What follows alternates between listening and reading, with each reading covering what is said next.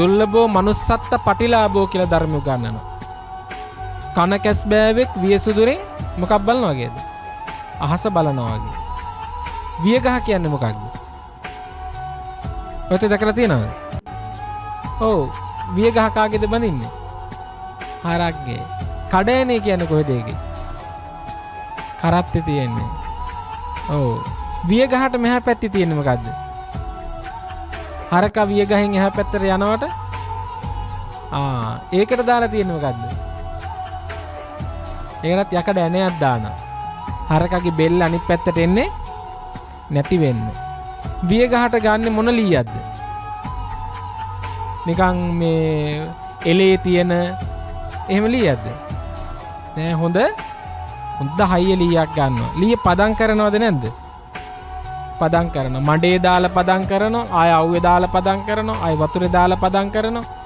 විවිධ විදිහට පදම් කරලා තමයි වියගහ ගන්න. මොකක් නිසාද? බර යා අදින්නේ වියගහේ තියාගෙන. වියගහක් පරම්පරා කීයක් විතර තියාගනීදනේ? එච්චර හොඳට හයියට හදන වියගහක් පරම්පරා දෙක තුනක් තියාගන්නවා. ඒ වියගහ ගෙදරක තිබිලා කානුවකට ගිහින් ඇලකට ගිහින් ඇලෙන් ගංගාවකට ගිහින් ගංගාවේ මෝයකටට ගිහින් මෝයකටෙන් මහ මුහුදට ගිහින් මහ මුහුදේ මැද්දේ තියෙන්න නම් වෙන්න පුළුවන් දෙයක්ද? හිතලා බලන්න කොච්චර නොවෙන්න පැත්තරද බර තියෙන වෙන පැත්තරද? නොවෙන පැත්තට. එහෙනම් අපේ හොඳම ගෙදර වැඩිම කාලයක් ඉන්න තියෙන ගෙදර කොහෙද තිබිලා තියෙන්නේ? වැඩිම කාලයක් ඔය ඇත්තන්ගේ මගේ ලෝකයේ නිවස තමයි නිරය. හරියට වියගහ මිනිස්සු විසිකන්නේ නැහැ ගෙදර තියාගන්නවා. වියගහ එළිය තිබුණොත් පළල දරට දානවා. ඒකුණුත් බේරලා ගඟට ගියොත් අතුරු කිලිවල හිර වෙලා නතර වෙනවා. නේ? යන්නේ නැහැ කැඩෙන්නේ නැහනේ වතුර පාරටවත් හරි හයිය නිසා. ඔබගේත් මගේත් මහ ගෙදර තමයි කොහෙද? නිරය. කොච්චර අසුචි කාලයක්ද? කොච්චර මූත්‍රා බීලයක්ද? කොච්චර අනුන් නාන වතුරවල් ගොඩේ ඉඳලා ඇද්ද? කොච්චර දොරමුළු වල ඉඳලා ඇද්ද? කොච්චර निराහාරව ඉඳලා ඇද්ද?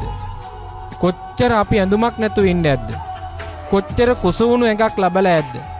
කොච්චර නහරවල් එළියට ඉලිප්පෙච්ච പ്രേත ලෝකවල ඉපදිලා ඇද්ද? තිරිසන් ආත්මවල බල්ලෝ වෙලා කොච්චර ඉපදිලා ඇද්දනේ? අලිකොටු වලස්සු වෙලා කොච්චර ඉපදිලා ඇද්දනේ? වතුර බිබී ඉන්නකොට කොච්චර සත්තු අපේ බෙල්ලට පැනලා කාලා මරාගෙන ඇද්දනේ? ඕනතරම් සත්ත්ව ලෝකේ වෙලා නැත්? වෙලා තියෙනවනේ. අම්මා උදේට දරුවෝ ටික වදලා ඉන්නවා පූස් අම්මා. මෙන්න හවස් වෙද්දී ඒ ටික ඔක්කොම කාලා. අපේම ගෙදර අපි දැක්කේ නැද්ද? දැක්කනේ. අපේම ගෙදර හදපු බල්ලා පැටව දාලා මෙන්න රෑ වෙලා එළි වෙනකොට පැටව ටික කාලානේ. එක්ක බෙල්ල විතරක් තියෙන එක්ක කකුල විතරක් තියෙනවා. අපි අඳෝ අයියෝ කියලා බැලුව බිම්බලා ගත්තනේ. අපි ඔය තැන ඉපදිලා නැද්ද? අපි ඔය තැන ඉපදිලා තියෙනවා. කොච්චර ගිනි අඟුරු ගොඩක දැවිලා ඇද්දනේ? කොච්චර අඳෝනාවල් නගලා ඇද්දනේ? බුදුහාමුදුරුවෝ කියනවනේ මහණෙනි අනමතග්ගෝ අයං බෙක්කවේ සංසාරෝ පුබ්බා කෝටීන පඤ්ඤායති. මේ අනවරාග්‍ර සංසාරේ පටන් ගත්ත තැනක් අපි දන්නේ නැහැ.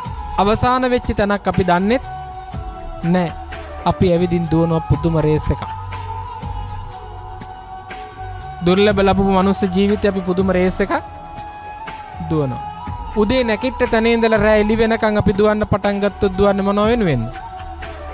රේස් එකක්. කොහේ ජීවත් වෙන්නද? මනුෂ්‍ය ලෝකේ ජීවත් වෙන්න. මට පේන්නද අනුන්ට පේන්නද? අනුන්ට පේන්න ජීවත් වෙන්න. ඒක අපේ ජීවිතවල තියෙන රේස් එකක්. තනියම ඔය තිතලා බලන්න ඕද නැද්ද කියලා? මට ඕන වාහනේ නෙමෙයි මං ගන්නෙ. කාට ඕන වාහනේද? අරය බැලුවොත් මගේ වාහනේ දිහා මං ගැන කොහොම හිතයිද කියලා. හැම නිතරම ඇතුලේ මොකද්ද තියෙන්නේ? මාන්නයක් තියෙනවා. ඒ මාන්නේ හදාගන්න රේස් එකක් දුවනවා. ඒ රේස් එක දුවනකොට කන කැස් බෑවෙක් වියසිදුරෙන් අහස දිහා බලනකොට හඳ පායලා තියනවා වගේ ධර්මයේ පේනකොට ධර්මයේ දිහා බලනවද? ඒ තරම් මොකද්ද නැති වෙන්නේ? ඒ තරම් අපිට විවේකයක් නැති වෙනවා. ඒ තරම් අපි කාර්ය බහුල වෙනවා. ඒ තරම් අපි අවිවේකයි. අපට හිතෙනවා නෑ ඕකට තමයි වෙලාවක් නැති අනිත් ඔක්කොටම වෙලාව තියෙනවා. ඔක්කොටම වෙලාව තිබ්බ දෙයට මොකක්ද වෙන්නේ අවසානයේ? ඔක්කොටම වෙලාව තිබ්බ දේ අඬ අතාරින්න වෙනවා. ඔක්කොටම වෙලාව තිබ්බ දේ අතහරින්න වෙනවා. හැබැයි hina වෙලා අතාරීද අඬ අතාරීද? ඔයත් කියයි දැන් නෑ ස්වාමීනි අපි නම් එච්චර බැඳිලා නෑ කියලා.